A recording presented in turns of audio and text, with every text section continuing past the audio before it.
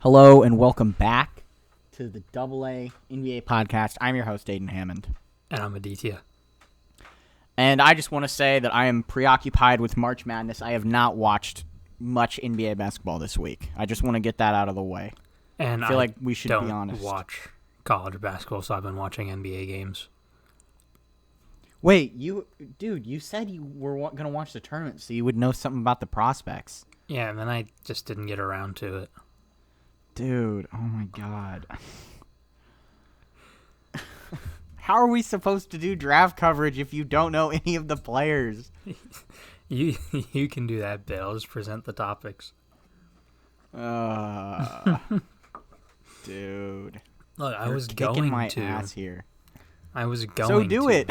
But then I just didn't. So do it next round, though. The second round starts tomorrow, baby.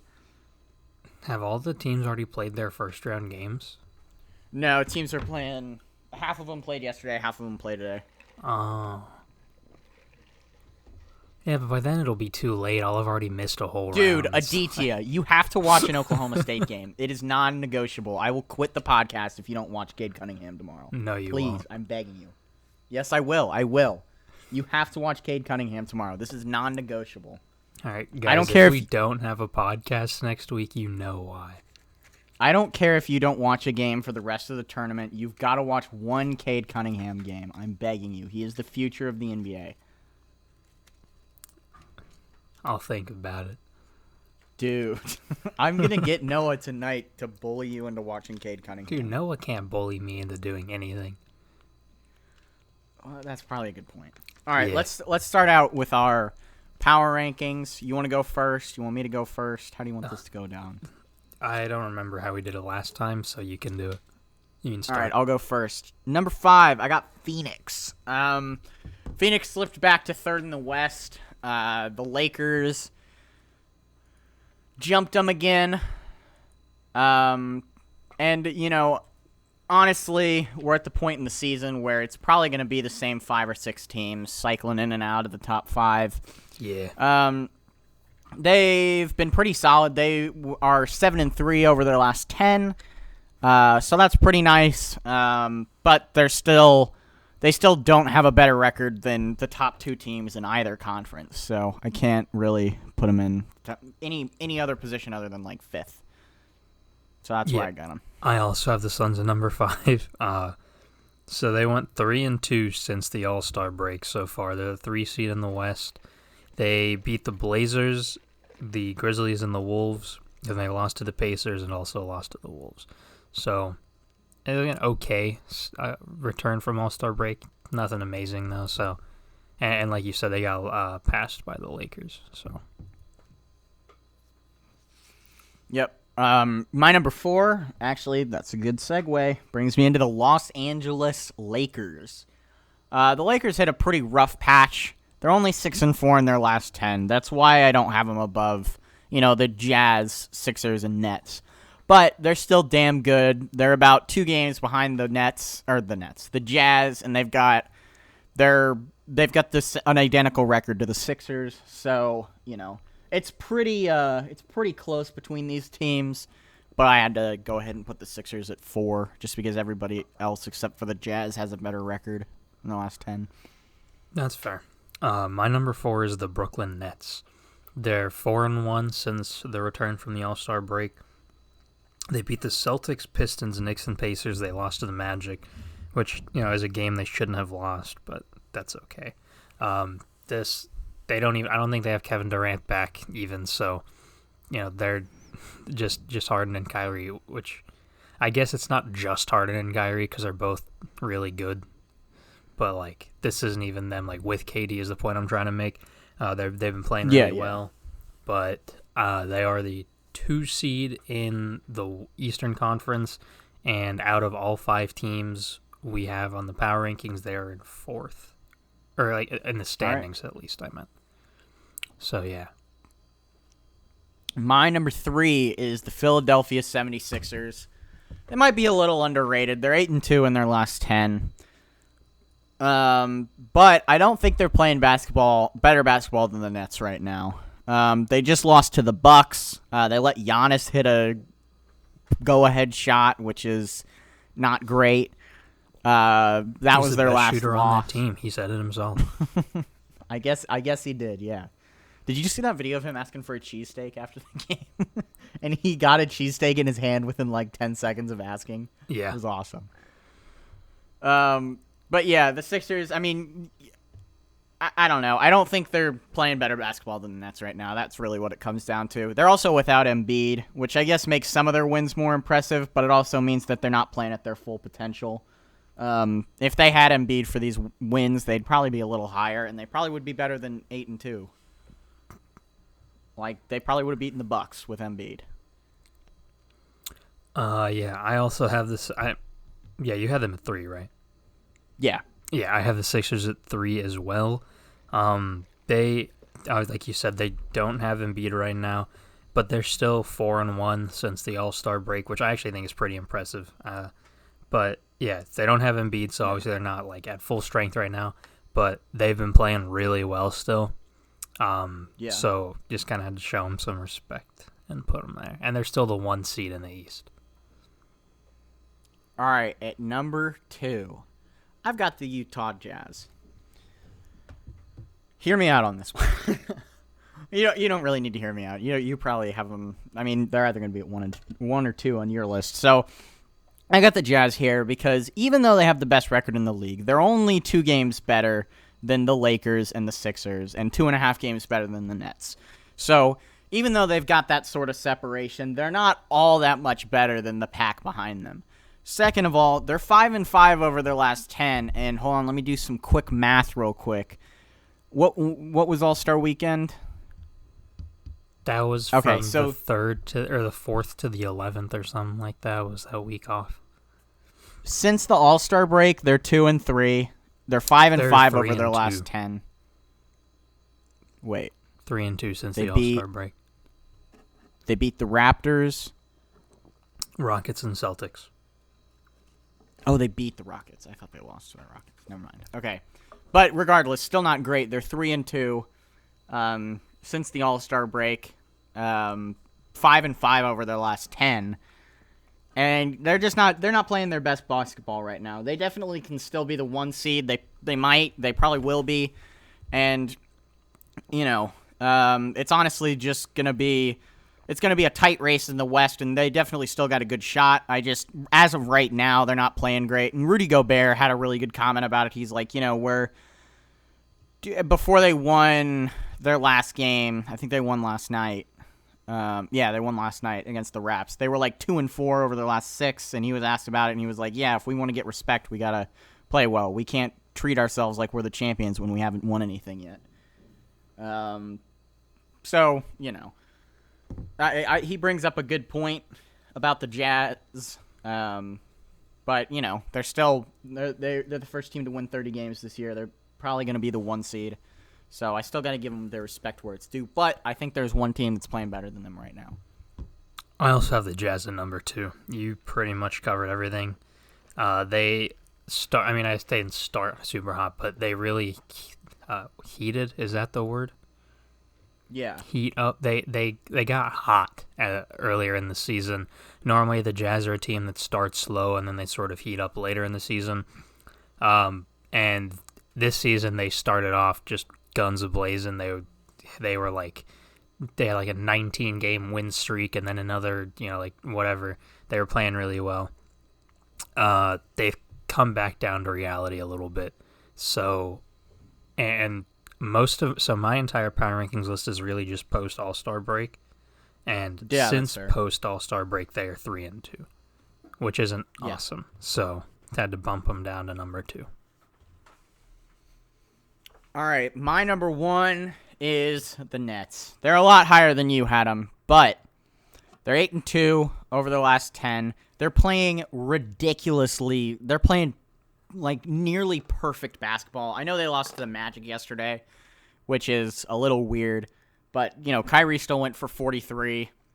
Aaron Gordon had he had one of his 3 or 4 games where he plays like an all-star. He had it last night. And, since the All-Star break, they're still 4-1, so pretty damn good. James Harden's playing, I would say, arguably the best overall basketball of his career. He's definitely the best playmaker he's ever been. He's playing at an MVP He's incredible. level.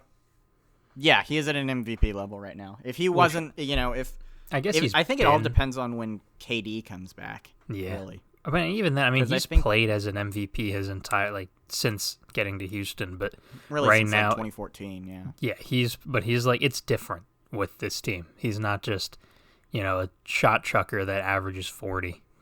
Yeah, it's like he's he's not like a volume scorer. He's like a volume scorer, and like he's just playing like really pretty to watch basketball. It's not like, dribble out the clock, take a step back Yeah. for 40 possessions a game. It's like he's actually, and not like that wasn't skillful. It's just like his passing is ridiculous. It's not as fun to like watch. he's playing really nice basketball. He and Kyrie are like in perfect sync. It's crazy to watch. So that's why I got the Nets at 1. They're playing crazy basketball. That's very fair. My number 1 is the Los Angeles Lakers. Post All-Star break, they're 4-0. They haven't lost yet. LeBron has been playing really well. Anthony Davis is, obviously he's out, and I think there is reports that he's going to miss another month, and they're just like trying to be really careful with him. So, it's going to be a while before he comes back. And they have not lost yet. They overtook the Suns for second in the West. If they were in the East, they'd be tied for the 1 seed. So, obviously they've been playing really well. They beat the Pacers, Warriors, Wolves, and Hornets. So 4 around 8th seed teams, which isn't like super impressive wins, but considering how depleted this team is, now another huge loss. They lost Jared Dudley with a torn MCL, which, Yeah. but I Don't underrate the bench mob, dude. he didn't play much, but he's definitely a good locker room guy. I guess he could still be that with a torn MCL, but you know what I mean. Like they're depleted and they haven't lost yet since the All-Star break. So I had to put them in number 1 because they're the only team in my top 5 that didn't lose. Yeah. And yeah. Honorable mention, by the way, to the Bucks. They also went 4-0, but their record throughout the rest of the season just didn't make the cut. Yep. Yeah. All right, let's get into some news first, and then we can finish with the trade corner. Sure. First up, All right. PJ Tucker has been traded to the Bucks for like a pick swap. moves. DJ Augustine, and not much, but PJ Tucker to the Bucks. What are your thoughts? I like this trade. I think this is going to bring out the best in PJ Tucker. First of all, PJ Tucker is best when he's like a corner 3 and D guy. He's a great defender, and he's a great corner 3 shooter, which is 2 things that really any team can use, but especially the Bucks, because, now that the Sixers have some shooters, like they're the team that needs to put shooters around their star. Or now that I said the Sixers, right? Yes. Okay, yeah. So now that the Sixers have shooters, they're kind of the team that needs to put shooters around Giannis. And they've got a couple, but having more is always better. And PJ Tucker gives them that. So I like this move a lot from them. DJ Augustine, he's been all right, but PJ Tucker's an obvious upgrade. And I think this also, like, their defense didn't need any help, but, anytime you can get a versatile defender, it's always a good thing. Has DJ Augustine been getting many minutes for the Bucks? I don't even know. I just know when he hasn't been super productive. Yeah, he's averaging about 6. He has he played 37 games, averaging about 19 minutes. So, not bad. Yeah. He's definitely he's going to be getting more minutes on the Rockets now with the amount of guard help they need. Yeah. I honestly, whenever the Bucks make a trade for a shooter, the first thing that comes to mind for me is, what if they still had Niko Mirotic? Dude, I know. It sucks. But yeah, but yeah, no, the Bucks get a good shooter and good defender and a good hustle guy, which is, it's good for any team to have, but. Also, an underrated part of this is PJ Tucker does have experience with deep playoff runs, and that gives the Bucks something that they don't really like. I guess they've got a couple of guys who have been to a conference final, like Giannis and Chris Middleton were obviously on that team, but they don't have a ton of guys who are really experienced with being in the playoffs year in and year out. Like Drew Holiday has been in New Orleans for like 10 years now. Not really, but it feels like 10 years. And he went to the playoffs like twice. He never got past the second round. Like Giannis and Middleton are still pretty young. Like PJ Tucker's been, and really the 27? Bucks. Yeah, but like he's NBA young. Like you know what I mean? Like he's kind of like he just kind of broke out a couple of years ago. Oh yeah, I guess. Yeah. And both of those guys like PJ Tucker has more.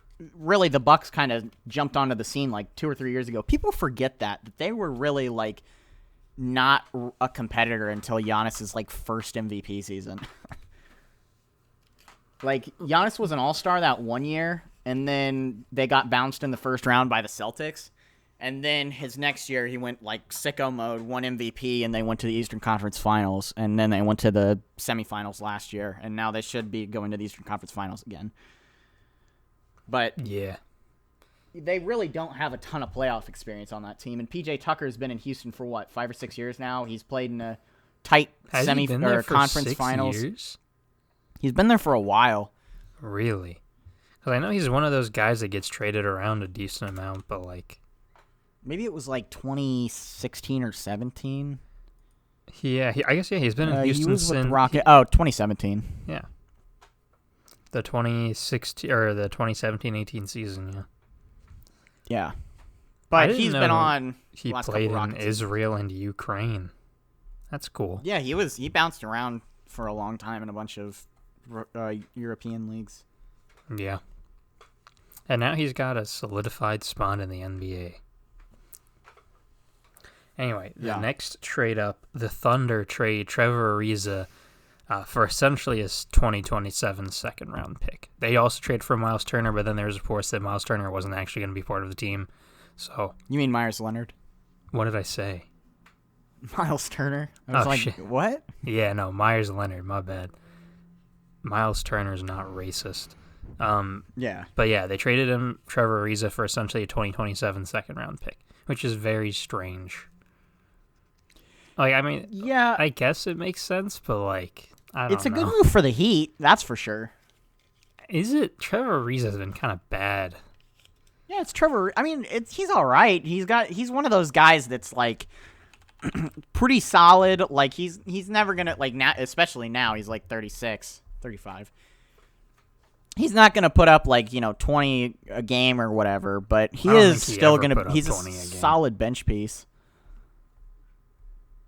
He's a solid bench piece. He's a nice defender. Yeah. Yeah, I guess maybe I'm underrating him a little bit. The problem is that my most fond, like not most fond, but like the most vivid memory I have of Trevor Ariza is when Trae Young nutmegged him and then he elbowed him in the face. Dude, that was awesome. I didn't like it, dude. He just seemed like salty that he got broken, you know? It was pretty funny, though. It was pretty funny, yeah, no, for sure. I remember my lasting memory of Trevor Ariza is he left the Wizards. He left the Rockets after that one conference championship year in 2018. When they went like 0 of 27 from 3. Yeah. And they immediately got worse, and he like went to the Suns. Yeah. Like he went to a significantly worse team, and the Rockets also got worse. Did you know he's like the most traded player in NBA history after this? I saw that post on Instagram. Because after this most recent one. He's been on 5 different teams since he left the Rockets like 2 years ago. That's crazy, dude. He signed with Phoenix, then they traded him to Washington for Kelly Oubre, which still doesn't make any sense why the Wizards accepted that. Then he was traded to Sacramento? Or was it Portland he was first in Sacramento. And then Sacramento? No, it was Sacramento, then Portland, and then the Thunder for but I don't think he's played yet this year, has he? No, he hasn't. His first game was with Miami. because I'm looking on I just pulled up his basketball reference. His first game he's played this season was for Miami. He played 6 minutes and did not put up a stat. So, yeah. So, it's Trevor Ariza. I think he's gonna try to fill that like Jay Crowder role, probably in less minutes though, but kind of have that sort of same role, I would guess. Yeah. Maybe. I don't know. I don't know what 36-year-old Trevor Ariza can really bring to the table for you. Anyway, that's that. Marvin Bagley has fractured his left hand, which brings us to a topic that we talked about on Xbox. Why does Marvin Bagley always get hurt? And what value does he have to other teams at this point? Because we're talking about Okay, it. so... And I remember Colin saying, like, maybe you can get a second-round pick for him, but that doesn't seem, like, not a high second-round pick. That doesn't seem very likely. That's harsh. I don't know, dude. I mean, he plays... First of all, I do want to say, I am not, like, a Marvin Bagley defender or anything. I think he's a good player, like and just listen. And he's a nice dude. And, it kind of sucks that he's gotten injured, but I'm not like one of those people that thinks he'd be an all-star if he wasn't in Sacramento. I do think he gets a lot of hate for something he can't really control, which is being drafted before Luka. Like, players don't control that. He's always going to be remembered for that, unfortunately. Probably, yeah. But I do still think that he has got some potential somewhere. If I was a team like, the Lakers that could use a power forward, maybe the Nets that could use a power forward, I would not hesitate to give up a first-round pick because, first of all, you're going to be a contender. You're going to be a very high seed. Those late first-round picks don't really mean anything for a team that's, that's going to be competing for a championship for the next couple years. I don't really know what the Nets' first-round pick situation is. It's pretty bare over the next couple years. Aren't they in Houston? A lot of them are, and they've got a lot of Houston pick swaps. I don't know, but they traded a first-round pick for, somebody recently. Maybe they didn't, or I've seen some mock trades where they trade a first-round pick. But regardless, they could probably make something work. I could also see a team like maybe the Clippers who could use another big man, maybe giving up a first-round pick. Regardless, I don't think it's a horrible idea to give up a really late first-round pick for Marvin Bagley. I wouldn't hate that if any team did that. See, I don't know, because he has potential to be good, and he played okay for Sacramento. The problem is that it doesn't matter how much potential you have if you're playing 30 games or 40 games a season. That's just not useful to an NBA team. If you're averaging 15 and 6, playing 40 games, I'd rather have someone averaging 10 and 4. If they're going to play 60 games for me or 70 games for me. You know what I mean? It's just more of a sure thing at that point. So I think that's why a lot of people think, I guess not a lot of people, me and Colin think his stock is going to be pretty low because he just can't go through a season without getting one or two different injuries here and there. Yeah, I mean, I understand that. But, what's to prevent a team like the Rockets from trading a prospect and 2 second-round picks? I would give up 2 second-round picks for sure. I don't know. I wouldn't give up a first-round pick from the Rockets, but it's Marvin Bagley. By the way, do you have the Kings Buddy Hield thing written in the trade corner? I don't, but we can talk about it. I do want to talk about that because that was really interesting. Okay. But anyway, we'll get back to that. For Bagley. He's just, he's all right. All right. Well, that's that, I guess. I mean, I don't know. I don't know. Because, you mentioned, I don't think the Nets would go after him. They just signed Blake Griffin. But, if you mentioned a team... Oh, I forgot about that. Yeah. If you mentioned a team like the Lakers, I could see, maybe they could use somebody like him. But then there's also, I don't know what the Kings would be asking for. And I guess we'll talk more about the Kings in the trade corner.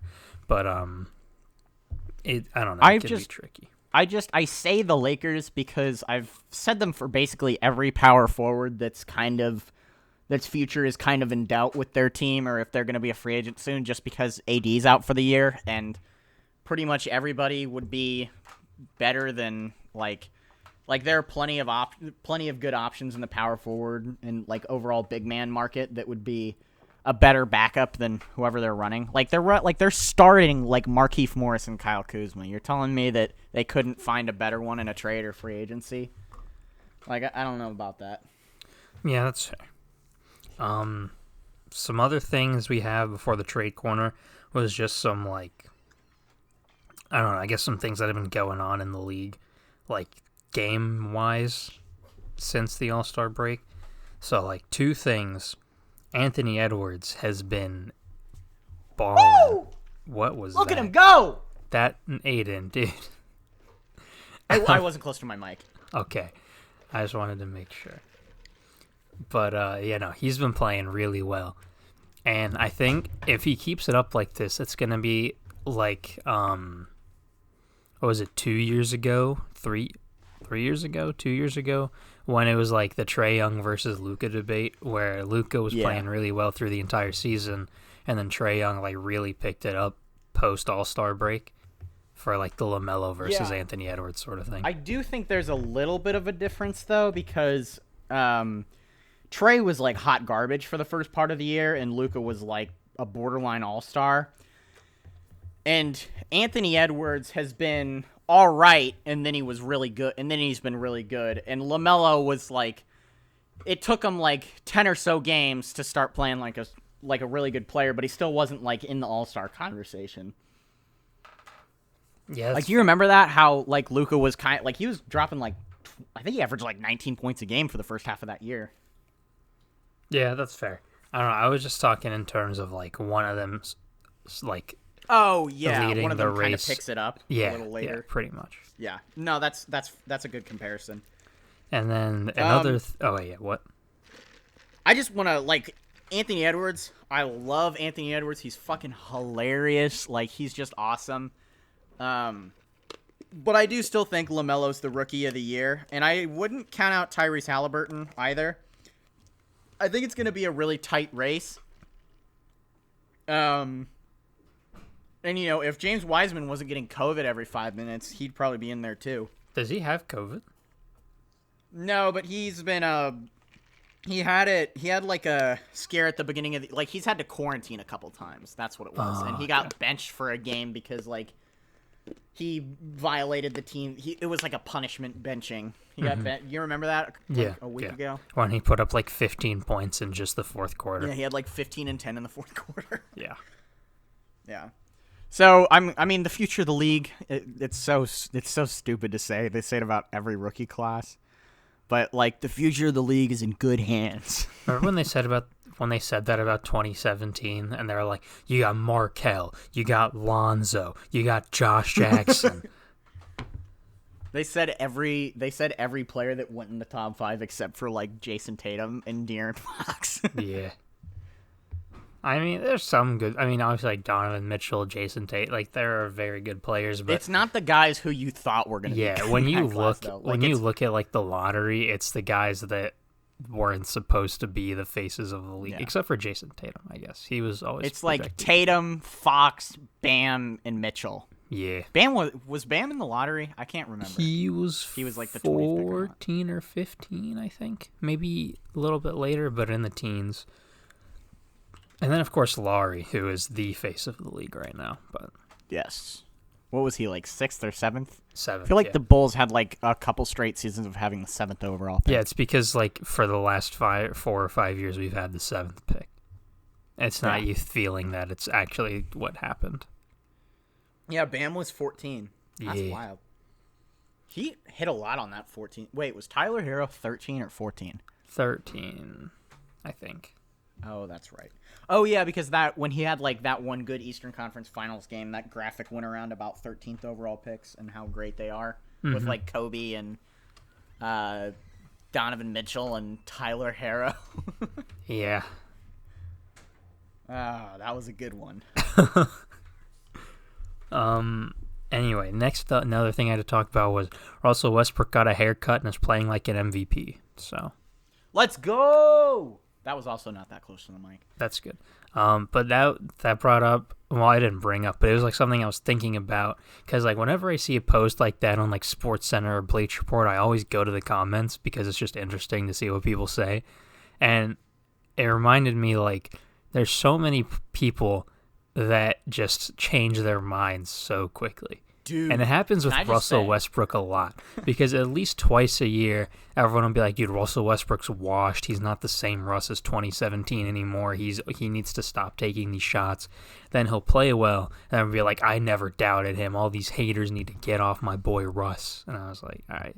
Dude, the Russell Westbrook energy has shifted. Like, it hasn't been like this, like how it is right now, in a long time. People are I feel like loving it was like this Russell in Houston, Westbrook.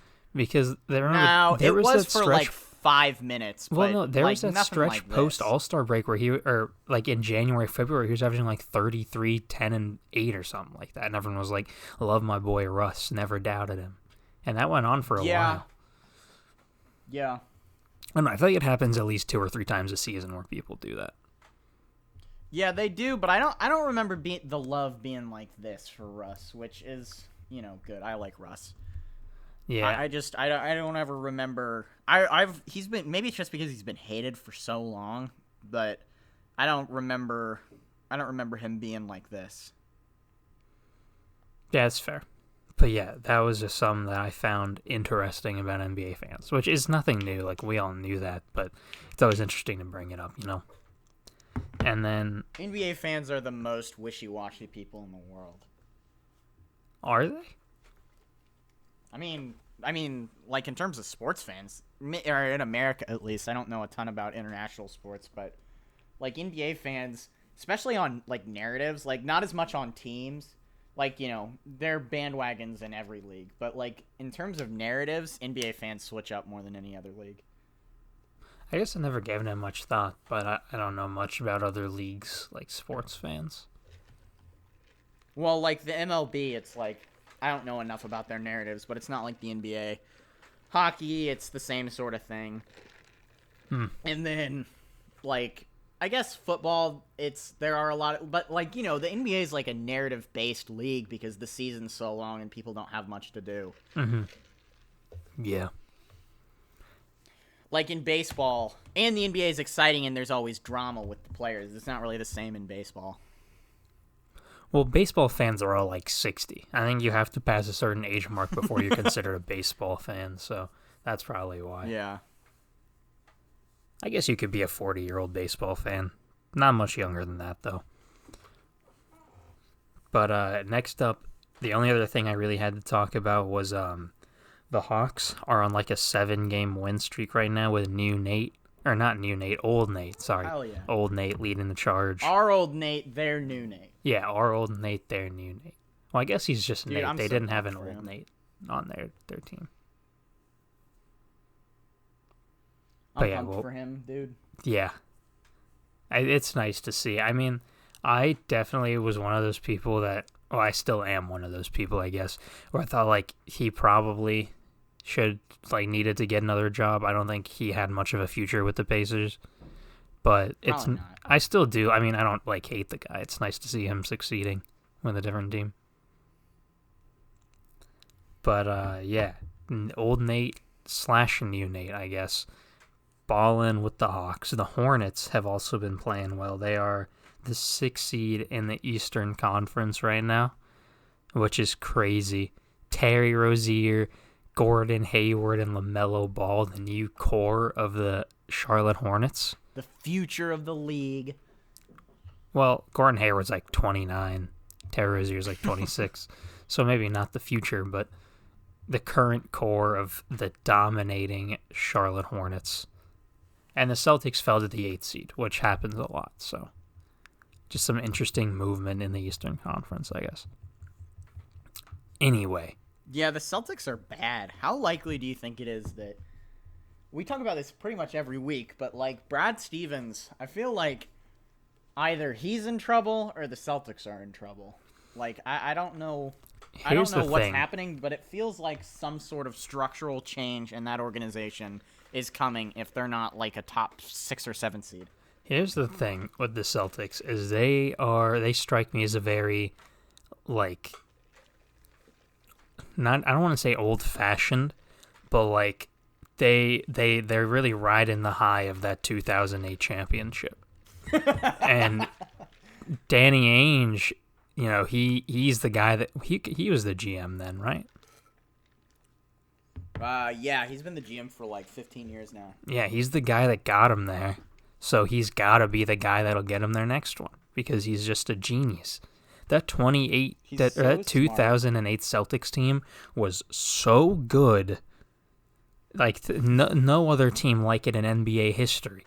So Danny Ainge is so the genius. Smart that he traded the most beloved player in the last 10 years for a guy who left within 2 years. Yes, he is so smart that he almost traded like 7 first-round picks for Frank Kaminsky. Yep. No, for Justice Winslow. Well, it was the pick. He wanted the pick to draft Frank Kaminsky with, but then... No, he wanted it to draft Justice Winslow. Oh, was it the pick that drafted Frank Kaminsky? I got that mixed up. It was the pick that drafted Kaminsky, okay. Yeah. Yeah, either way, it's like, not much better, but, Yeah. Maybe with the Celtics he's only 24. That makes sense. Justice Winslow is. What was that, 2015, 14, somewhere around there? 16, somewhere? 2015 draft, yeah. Yeah, so that makes sense. That's crazy. That was 6 years ago. Wow. I know. Time flies.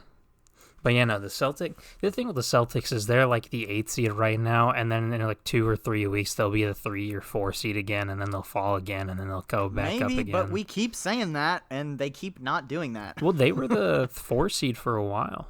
Because remember we had that video or that episode a few weeks ago where like they were having all that drama in the locker room and they were the 8th seed or whatever, and then like within 2 weeks they were back up to the 4 seed. So I don't know. That's just kind of how they are. Yeah. Anyway, now for the moment we've all been waiting for. Well, I guess not all, but I like this segment. It's the trade corner. Yep. And I know you wanted to talk about some stuff going on in Sacramento, so I will introduce that. The Sacramento Kings have said they are not going to trade Buddy Hield or Harrison Barnes unless they're completely blown away by an offer. So what do you think about this? So I know what you think about it. You're not a fan. What's the point of that? Why? There are, I would say, probably 10 teams who could use a Buddy Hield right now, and 5 teams who could use a Harrison Barnes. And I'm assuming none of those 15 teams are the Sacramento Kings. Yes. Like, why are you not listening to trade offers for either of those guys? First of all, you're in a perpetual state of rebuilding, okay? You're the 12 seed this year. You're fucking trash. You need to fire Luke Walton. You never should have fired Dave Yeager. Aiden, but they are listening to offers. They're just not going to accept anything that doesn't blow them away. But what constitutes blowing you away? Like, do you want multiple first-round picks for Buddy Hield? Because you're not going to fucking get that. Like, nobody in their right mind is giving up multiple first-round picks for a pure shooter on a $90 million contract who's never demonstrated that he wants to be with the team he signed a $90 million contract with. That's not going to get better when he goes to another team. I don't understand this logic that a guy who does not want to play for you is a guy that you're not going to trade. He doesn't want to be there. He doesn't fucking care. He doesn't want to be a Sacramento King. So trade him. It's not hard. I feel like we have these Aiden rants at least once every other episode. Well, we didn't have them for a long time, and then we've had 2 in the last 2 weeks because Buddy Hield, or because teams keep doing stupid shit. And the other thing is, Harrison Barnes can still fetch a decent package. Like, you can get a decent pick for Harrison Barnes. Yeah. I just don't understand. Like, here's the thing with the Kings. I can see the perspective of not wanting to trade them because I think in the Kings' twisted front office, they somehow view themselves as potential playoff contenders in the next year or two. Somehow, some way that got into their minds. But at the same time, it's like, even if you trade Buddy Hield and Harrison Barnes, you're not like, that doesn't fix the problems with the Kings organization. You got to get rid of your coach. You got to get an actual general manager that knows what they're doing. You got to essentially completely rebrand the team. Yeah. Like, keep De'Aaron Fox, keep Tyrese, let everything else go and restart. Because I guess they've been doing that for the past 15 years, but like, because like, all right, let's break this down, right? They had DeMarcus Cousins, one of the best centers in the league. They didn't like him, so then they traded him for Buddy Hield, who then expressed, hey, I don't want to be here, you guys suck. So then they gave him $90 million. And then he still said, I don't want to be here, you guys suck. And they're like, you know what? Let's give this guy another chance. And now they're going to keep him. But, like, I don't understand it. But here's the thing with the Kings, though, is even if they do trade everyone, redo their entire front office, and completely start over with De'Aaron Fox and Tyrese Halliburton, give it, like, a year or two, they're still going to mess it up. Like, they're going to fail because it's the Kings. Yeah. That's one thing I can, like, this is the problem. I got my Nets hoodie here. I got it when they had D'Lo. Now they have this super team, and I can't wear it without probably being called a bandwagon, right? That's not a worry I have with my Sacramento Kings hoodie, because no matter what year it is, I know I can wear that hoodie for a team that sucks.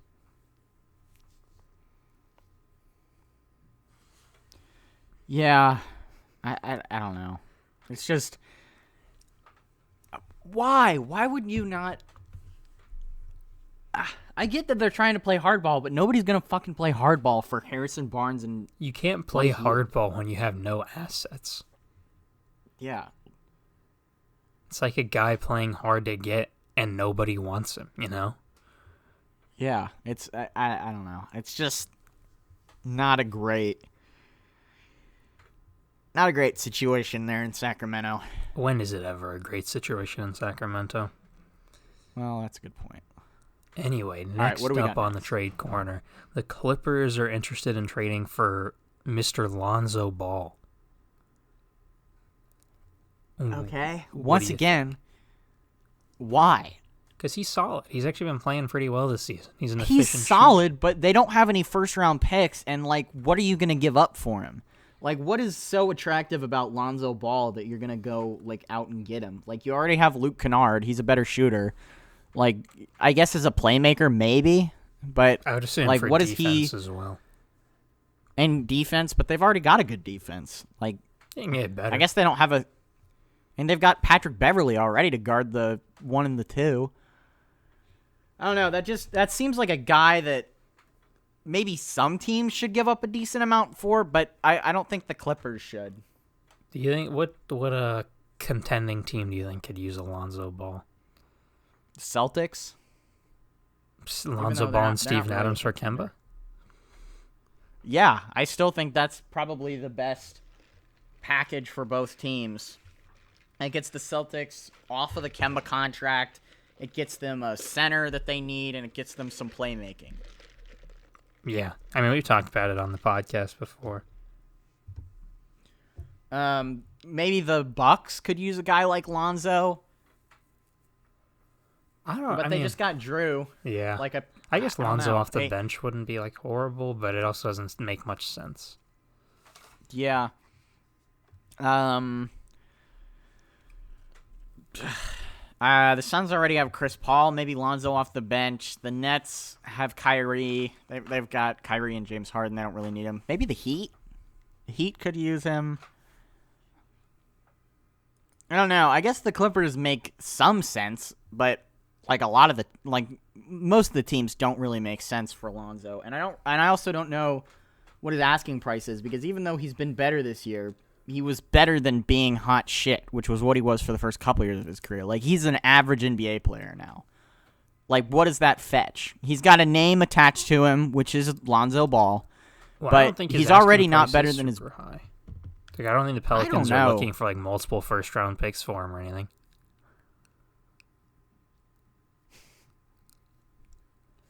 Aditya, did you see the thing from Noah? I did not know. It's pretty funny. What is it? He said, Aditya, 2 of your teams are now down to Purdue and St. Bonnie's? Why did you have St. Bonnie? They were my Cinderella team, dude. Aren't they like a 15 seed? Or They're a 9 seed. Oh. Yeah. Oh, well. That's okay. Lila, stop it. My new Cinderella team is Oral Roberts, so I have them replacing I have them replacing whoever in the Final Four. Yeah. All right. Lila, stop. Next up, and really our last thing on the menu here, the Rockets are trying to get a trade going with the Magic where they would give up Vic for a package including Aaron Gordon as the centerpiece. The only thing this seems like to me is a contract dump situation. Well, I mean, like, the Magic. Vic said he didn't want to re-sign there or whatever, so. Did he? Well, I guess he turned down their contract offer, I think. Well, he didn't want an extension. He probably wants to get into free agency and get that money. But it's not going to be any better. Probably not, but, you know. Oh, well. Because for the Magic, that seems like they get off the Aaron Gordon contract, and they're obviously not going to re-sign Oladipo. So that seems like a way to get off an Aaron Gordon contract. Like, that seems like a way to get $20 million a year off the books, which, not a bad idea. And for the Rockets, that seems like a way to, like, they've got nobody on their payroll after this year. Like, what, Christian Wood? But his contract's not even that big, though. Yeah, it's not big at all. Like, he's the only long-term kind of big contract, and his isn't even big. Like, John Wall's a free agent after this year, I think, right? Or does he have another year? He might have one more, but I'm not sure. I think he has one more. I'll look it up. Maybe he does. I'll look it up. You can keep going.